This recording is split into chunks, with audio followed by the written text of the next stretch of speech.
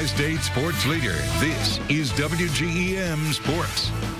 We've gotten really lucky the past few days with great volleyball matches, one right after another. Today was no different as the Bombers of Macomb High School welcomed in the Lady Raiders of Quincy Notre Dame. A raucous crowd on hand at Washington Street Gym tonight. Both sides making some noise. In the first set, QND would strike first. Nora Wiley gets things going for the Lady Raiders as she records the ace. She's been heating up these past few games. Macomb would be quick to answer the bell. They set up Captain Luke Karanen on the outside, and the big hitter buries one on the other end.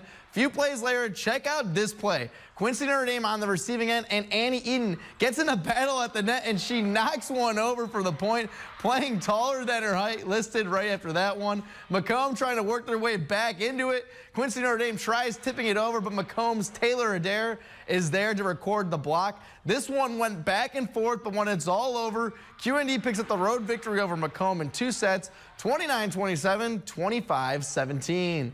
Illini West was going after win number 21 on the season tonight at home against Concord Triopia.